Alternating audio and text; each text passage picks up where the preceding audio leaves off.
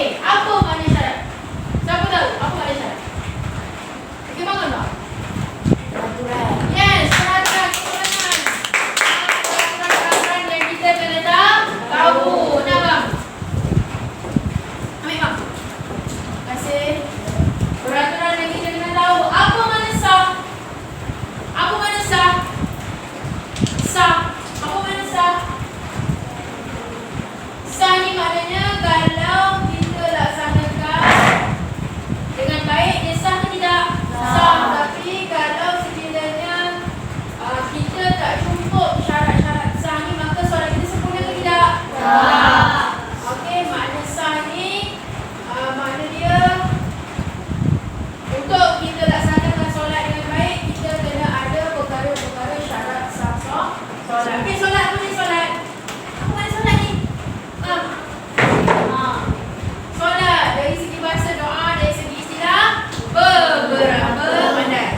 Perkataan dan perbuatan tertentu yang dimulai dengan waktu ilham dan dimulai dengan salam. Bagus. Tepuk tangan sekali, 2 kali, 3 kali. Baik, pandai. Dari segi bahasa doa dah tahu syarat peraturan. Sah ni perkara yang perlu ada dalam solat. Nak mengesahkan kita solat tu, nak menyempurnakan kita solat tu, kita kena ada perkara-perkara ini. Apa dia perkara itu? Jom kita tengok. Ini dia syarat-syarat sah solat. Cuba bangun baca. Kaisara. Suci. Yes, yang pertama apa dia? Suci. Yang kedua siapa nak jawab? Yang kedua. Okey, Haikal bangun. Aurat. Menutup aurat, pandai baca. Yang ketiga, siapa lagi pandai baca? Yes, mengetahui cara solat. Yang keempat, siapa lagi bijak nak jawab? Cepat. Kita ada suci. Yes,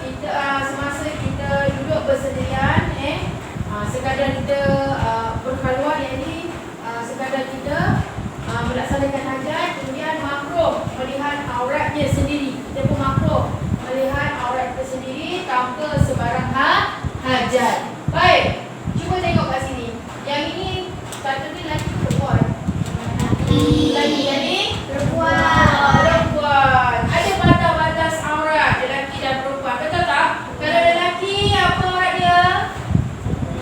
Aurat dia nampak? Ini aurat dia tidak terlalu tipis dan ketat hingga tidak menampakkan ini badan dia. Tidak menampakkan aurat. Okey, dia kena tutup aurat sampai lutut. Dan pakaiannya kalau boleh tidaklah perlu menyerupai perempuan. Jangan pakai macam perempuan. Batas aurat perempuan pula seluruh tubuh badan kecuali apa?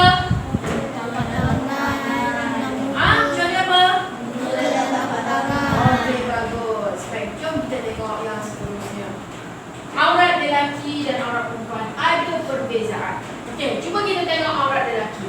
Pusat hingga lutut. Aurat lelaki apa? Bagus. Kat mana pusat hingga lutut?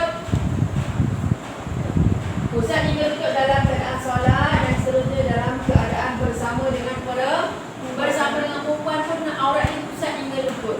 Faham orang lelaki? Aurat ni kat mana? Pusat hingga lutut. Okey, dan kalaulah dia bersama dengan lelaki, aurat dia pusat hingga lutut. Faham Dan kalau perempuan yang bukan mahram, tadi perempuan yang mahram, perempuan yang ahli keluarganya. Kalaulah orang perempuan tu bukan mahram, bukan ahli keluarganya atau bukan mahramnya, jadi seluruh tubuh badan. Yang ketiga apa ni? Afifah. Yang ketiga apa, Afifah? Aurat dalam keluar yang mana? Dua kemaluan. Tengok. Baik, aurat perempuan pula kat mana? Yang pertama, aurat perempuan yang merdeka dan unsa. Apa makna unsa? Siapa tahu? Angkat tangan. Okey, bang Abang.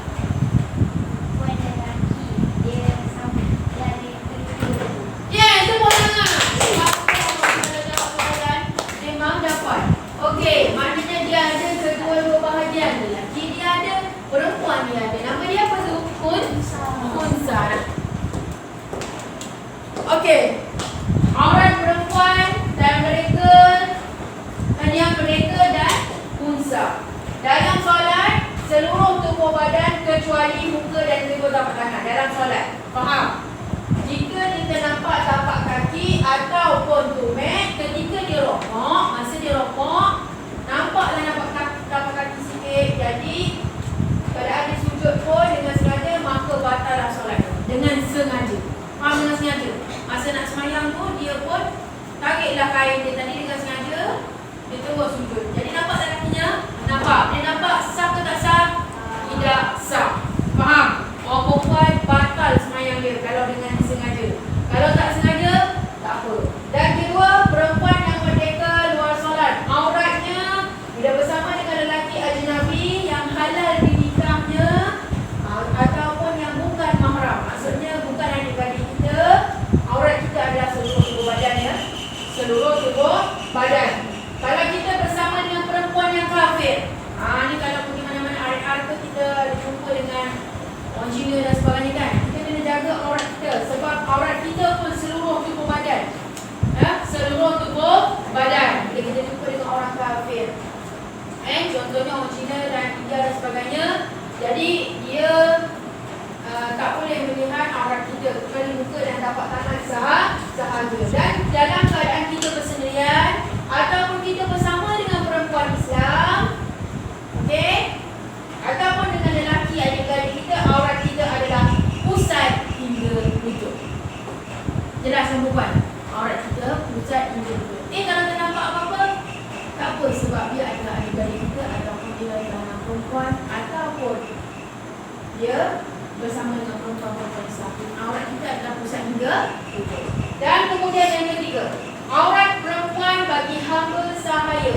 Auratnya walaupun dia separuh hamba, mu'ad, ataupun dia unsa yang mempunyai dua adat tadi, pada lelaki yang mahram, faluat, semuanya perempuan, maka dia punya aurat adalah pusat hingga lutut.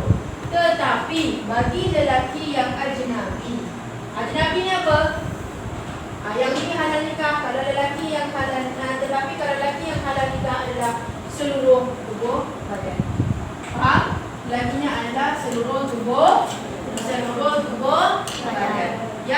contohnya jom kita tengok. Mengetahui cara solat. Yang ketiga. Yang ketiga kita kena tahu cara solat. Tengok yang pertama tu gambar apa? Ni gambar apa?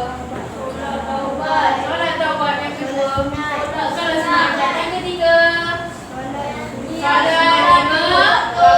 Apa makna dalam gambar-gambar ni? Makna dia kita tahu membezakan antara solat fardu ataupun solat sunat. Jangan kita gabungkan. Sembahyang usolli fardhu maghribi sunatan tak boleh. Faham tak? Kita boleh gabungkan. Ataupun kita sembahyang sunat saja, aku sembahyang sunat hajat. Kerana apa? Saya aku sembahyang sunat hajat tunai kerana Allah Taala, tak boleh juga. Sebab dia kita kena tahu membezakan antara mana solat fardu, mana solat sunat. Solat fardu ada berapa? 5 waktu. Apa dia? Subuh, Zuhur, asar, maghrib, isya. Okey, itu dia solat fardu dan yang lainnya adalah solat sunat. Okey, yang keempat. Kita kena pastikan tempat yang kita nak solat tu kena suci. Kenapa? Sebab menunaikan solat di tempat yang suci walaupun secara zon dan jangan bersentuh sebahagian badan pun atau pakaian pun dengan najis ketika kita berdiri ataupun rokok ataupun sujud.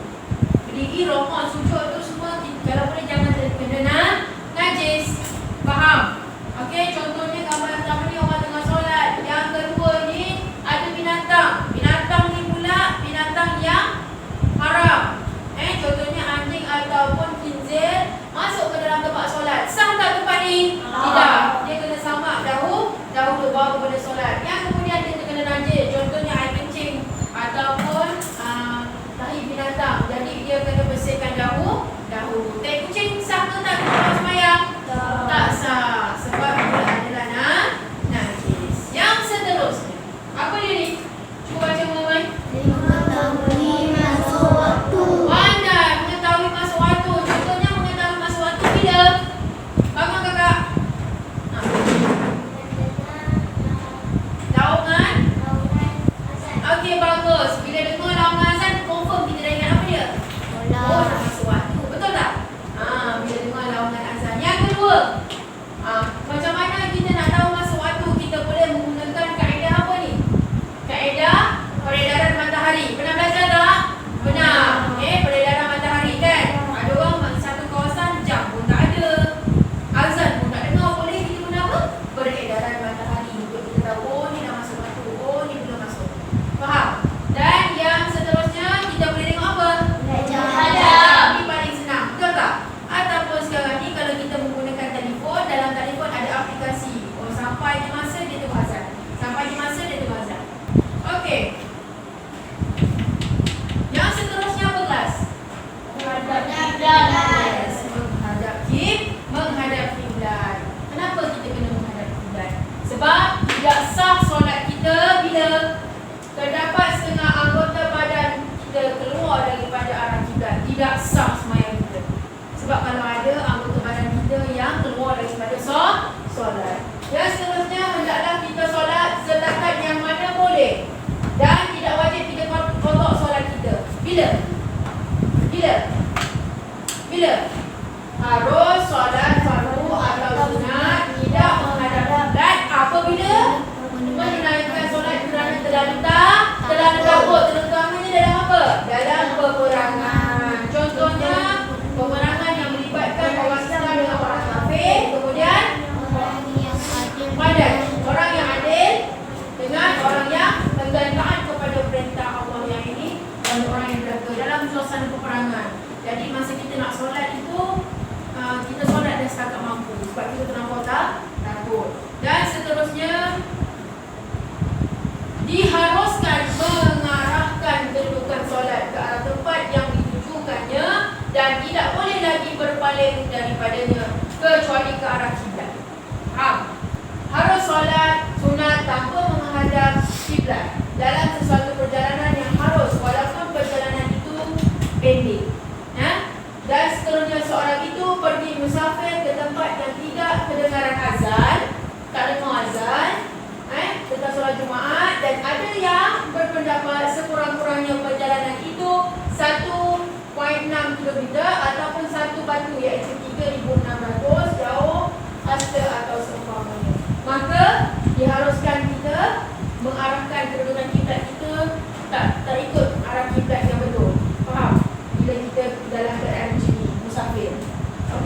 Dan jika berada dalam kenderaan, boleh menghadap kiblat yang sempurna segala rukunnya, maka sempurnakanlah dengan baik. Kalau kita boleh sempurna dengan baik, kita sempurnakan. Tapi kalau tak mampu, maka tak apa. Jadi jika tidak boleh, memadai menghadap kiblat ketika takbiratul ihram. Masa takbir je Allah buat apa kita menghadap kiblat. Lebih daripada tu tak apa. Dan jika tak boleh kesemuanya, maka tidak perlu kita menghadap kiblat. Kalau kita tak boleh, nak depan tak boleh, ni tak boleh, dalam perjalanan tak boleh, maka kita kena apa? Maka kita tidak perlulah menghadap kiblat. Dan tidak wajib rokok dan sujud, hanya memadai dibuat secara isyarat.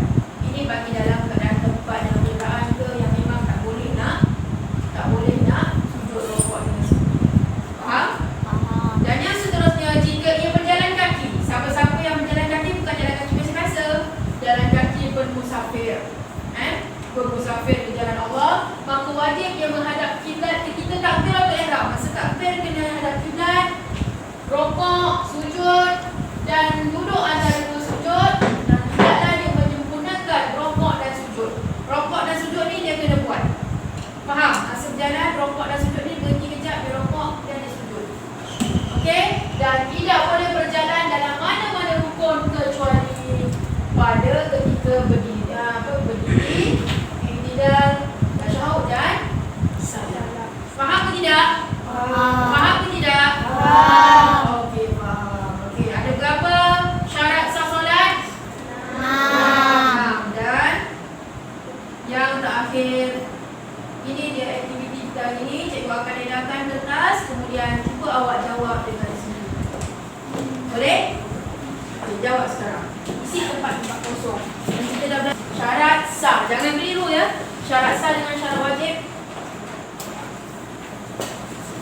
Jawab sekarang, cepat. Ini bang.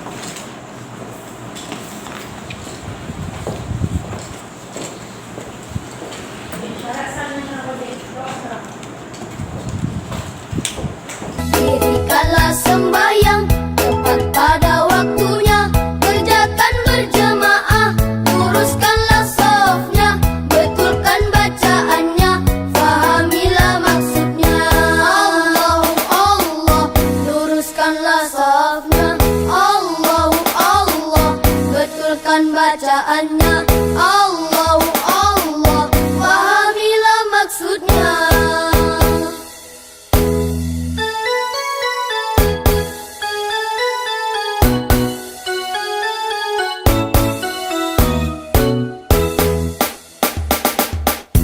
Okey, dah siap semua?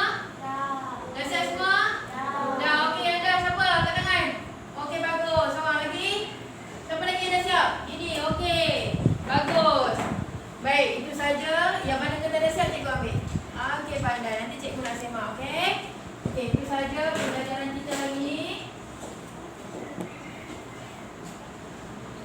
Baik, jadi kita kena laksanakan solat fardu. Sekiranya kita dah tahu syarat-syarat sah, syarat wajib pun kita dah tahu, waktu pun kita dah tahu, kita kena wajib laksanakan solat. Dah tahu?